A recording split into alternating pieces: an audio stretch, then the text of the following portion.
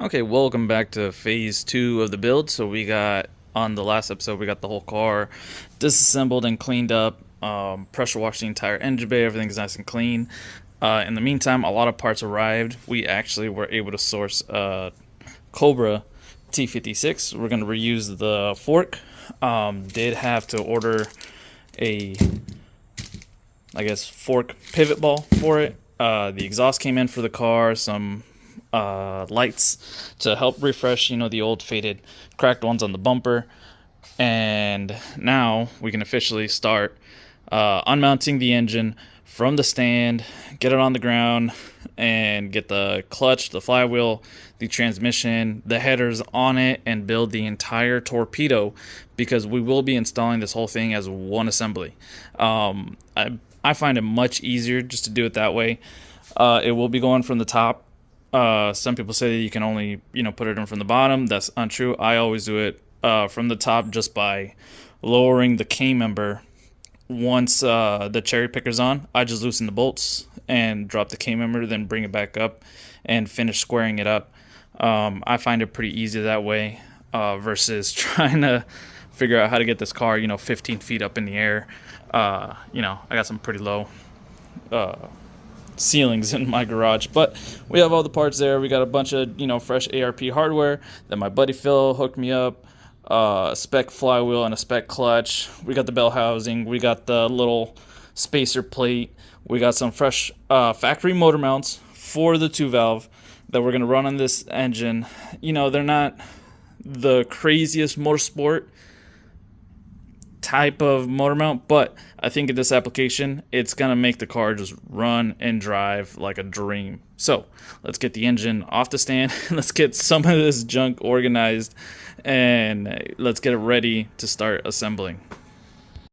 Okay, so I went ahead, took the liberty, and removed it off the stand and removed all the accessories off the front. That way they're just not in the way. Also, because we will be relocating the alternator and running the factory AC pump, so those had to come off anyways. But now it's a little bit lighter and we don't have to worry about damaging those items.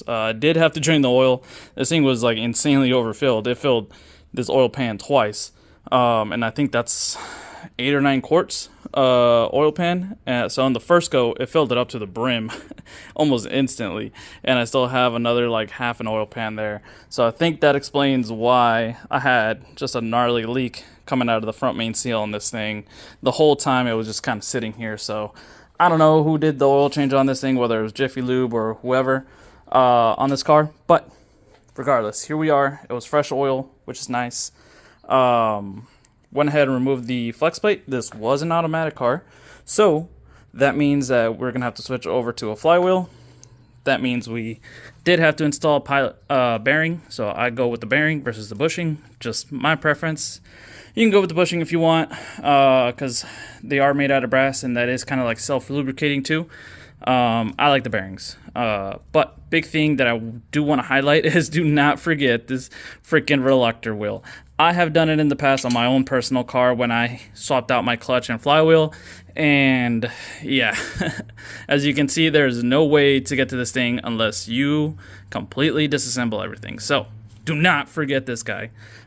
So we do have some fresh ARP hardware. This will get some red Loctite, little bit of grease on the bottom, and then we're going to torque these down to 70 foot-pounds. So let me toss those on real quick, just because I don't have a phone stand, so I can't really record.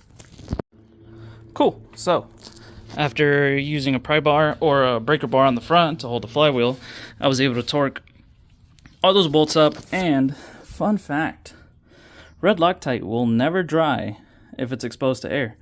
So the way this works is that the moment you cinch those bolts down, all the oxygen gets displaced, and once there's no oxygen, that's when Loctite dries. So just a little fun fact I learned. So moving on to the clutch. After giving the flywheel a good clean with some brake cleaner, make sure you align your clutch, actual, clutch disc correctly. So one side will be for the trans, one side will be for the flywheel. But if you don't know, usually whichever side is thicker on a single disc is gonna go towards the clutch, because there's a big open space there and not so much space on the flywheel side. it'll be pretty noticeable. And if you don't, you're gonna have a bad time. So get this clutch on there and get her cinched down and torqued down. All right, cool. So we got our spec clutch installed. I did have to go and find myself some of these alignment dowels. Luckily, I had a spare flywheel off of my car, so I was able to rob those and put those on. So you don't want to forget these, and you always want to make sure you use the correct clutch alignment tool. I have a million of these because of how many clutches I've done. But big thing with these is don't forget these, because these will align the outer pressure plate of the clutch. So you don't just have to align just the clutch disc, you also want to align your pressure plate. So you want to make sure that is even.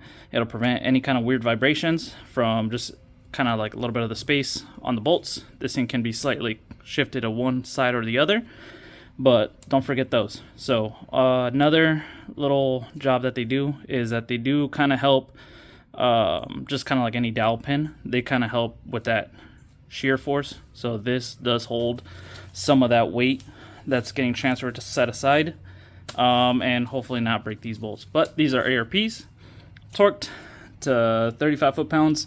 Everything's solid. You can see there's another one, so there's 3 total. So yeah, so don't forget those. So you're probably wondering that where's the little dust shield plate? Well, I did not forget it, because some engineer forgot it, because he engineered it with a space. So because some engineer forgot to install it, I can install it in afterwards. So it is going to take a little bit of finagling. I don't think I can do this with one hand. Hold on. Okay, she's in there. So now we're going to shift our attention over to this guy over here. So time to bust out that transmission. Made it up to the bell housing. Get the clutch fork installed, get the pivot ball installed, get the new Ford Racing throwout bearing installed, and probably even toss on the shifter. I do have to clean it out, so just because there's a lot of gunk in there from it sitting in storage. So let's get to it. Okay, so I went ahead and just slammed the transmission on, just because I kind of forgot to record. But we did get a little bit duped. We were missing these bolts. I thought the bolts that came threaded onto the bell housing were the trans bolts, but they were not. So these are M10 1.5 by 35 millimeter bolts. Just went down to my local hardware store, picked them up. They are grade 10.5, so they should be plenty strong. Also went ahead and cleaned out the shifter, added a little bit of grease, and slapped on our new Steeda Triax shifter. So this does have a pretty nice little shifter handle. It is forged. There you go. You can see the tracks. So moving on to the oil filter. So I did have to remove the oil cooler just because we will not be running an oil cooler on this engine. It is not needed. This car is about 1,000 pounds lighter than what this engine came in, and he's not going to be doing any crazy road racing or anything like that. So here is the difference between the oil filter adapters. I believe this one's off of Gen 1. Should work just fine. And this is the Gen 3 oil cooler adapter. So if you don't know what an oil cooler looks like, it's that brick right there. So coolant essentially is circulating around that brick, and I guess it just maintains your oil and coolant temp levels closer to each other in case your oil starts getting pretty hot. It helps, bring it down to coolant temp levels. So still going to be 180, 200 degrees. But you do have a freaking oil pan that is like 9 quarts, 10 quarts. So I don't think you're going to have any issues. I think this is more for getting the car up to temp. We are in sunny California. Yes, it is like November 20th right now, and look at this. Look at this beautiful sky. So, all right. You do need a special Allen key that is fucking massive. So, if you don't have that, make sure you pick that guy up. I'm gonna go ahead, toss this guy on the oil filter housing, toss the old Ford Fomoco oil filter back on it. Just in the meantime, it's just to keep debris out of it. Then once we're ready to put fluids in the car, we'll put a fresh oil filter, fresh fluids, and get this thing rocking and rolling. So I'm gonna toss this on and start working on the headers. All right, and there we go. We have our oil filter back on. And if anyone was wondering, it is a 14 millimeter hex or Allen, and torque spec was 19 foot-pounds, so like about 124 inch-pounds. Not a whole lot. I kind of just put a ratchet on it and just snug it up nice and snug with a little bit of blue Loctite like it had before, and threw the oil filter back on, and it looks like we got a good seal. So, headers. Cool, and that is one side. So everyone's got their flavor of long tubes. For this car, we did go with BBK just because, for some reason, they are just honestly like the best fitting header that I have fitted on Coyote's swaps. Yes, I've tried Cooks. Yes, I've tried a bunch of the other brands. I've not tried Ultimate yet. I hear Ultimate is badass, but for the price, I think these are like $700. These just fit badass, and they always fit the Maximum Motorsports K member. If you get the one specifically for the Maximum Motorsports K member, they'll always fit like pretty much anything. So that's kind of like why we got these. Probably because in the near future, this thing will probably get, you know, a K member. I don't know, but we'll see. So to install these, I did have to remove a couple of the studs. You do need a special tool. So this is like an inverted Torx. So you can actually unscrew these. If not, you will have to do the whole, you know, double nut method or pair of vice grips if you want to lose your knuckles that way. But I think how I installed it, everything went nice. Everything's got nice clearance. I removed 4 studs on this side and installed 4 of the bolts that came with the headers. And then you kind of gotta, you know, sneak up on everything. You gotta loosely bolt everything in. Test fit your starter, test fit your motor mount, and kind of install everything together so you can see where some bolts are going to be just not really reachable. The motor mount bolts, I was able to reach those at the very end, super easy. The starter did have to go in first, that way I was just not fighting it, but without the motor mount, the starter bolts are accessible, but I think it would just be a pain in the ass to slip it in there through that gap. So I installed it first, that way I just wasn't fighting it with the header. The motor mount did need to get notched just in this little corner, just because it's kind of like L-shaped, and we were running, let's see if I can zoom in. Oh, there we go, perfect. Just kind of notched this one little corner just because we were kind of contacting the block just a hair. So I just kind of clearanced it all the way around and just rounded off that edge. Super easy, nothing major. Shouldn't affect anything. So now move over to the driver's side, get that header installed, and I think that will be it before I start actually lifting this thing up into the body of the car. Cool. And there you can see our nice BBK logo. These headers actually fit really well on the driver's side, so every single bolt was super easy to reach. Unfortunately, I did not have the nuts for this side, so I still ended up removing 4 bolts on the bottom since I had 4 left over from the passenger side. But everything was super easy to reach. You can pretty much just put a socket on damn near all of these except for like the 2 middle ones. So really nice when you can actually use an actual ratchet to snug these down with a round handle instead of, you know, jamming this sharp edge into your palm and messing up your nerves. But cool. So now let's prep that thing to receive this thing, and I think we should be able to have just enough light to hopefully stab this thing in today and call it a night. So let's get to it. Okay, we got the engine prepped, ready to go. So here you can kind of see what I was talking about. All I did was loosen the K-member, and that's just to drop it down low enough for the headers to clear those motor mounts. So, gonna get a little bit of help, get this thing in. And she's in. This thing was, I'll be honest, this thing was a battle. Just because the engine is just so massive. It's a big sucker, so you will be having your little small battles here and there, just getting this guy to fit in here. So one was trying to clear this master cylinder while at the same time trying to clear this AC line with the high pressure fuel pump. It's a good thing I did not put the harness in just yet.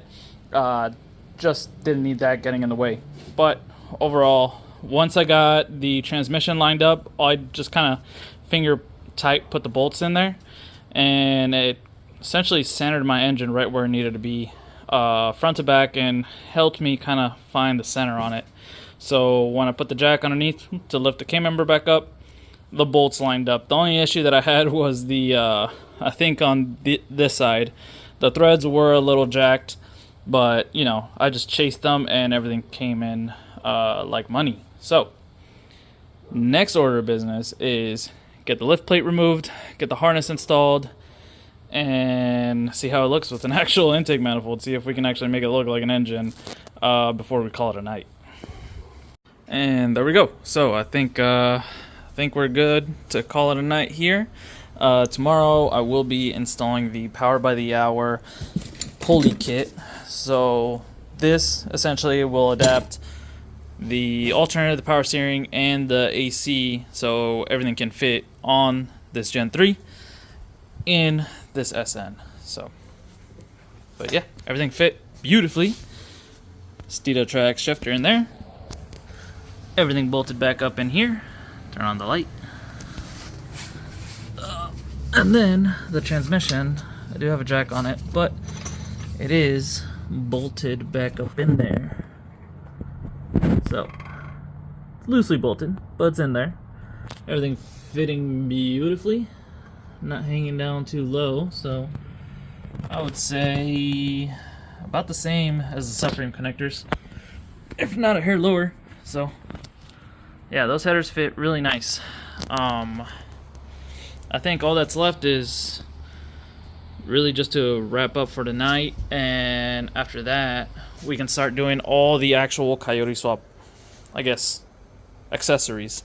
So doing the Power by the Hour accessory kit, the actual control pack, and we will be getting a harness from Lethal Nate, so our dash works, the transmission, the speedometer, everything works. And then we'll go through the entire engine, give it a tune-up, some fresh plugs. Honestly, I kind of wish we would have done that prior, because, yeah, that guy is going to be very difficult to get out. So, we shall figure it out. I really hope I don't have to take that guy out. But if I do, then, oh well. It'll only be like one time, and then, I mean, this thing won't get plugs for maybe like 3 years. So, screw it. All right. I think with that, I'll catch you guys later.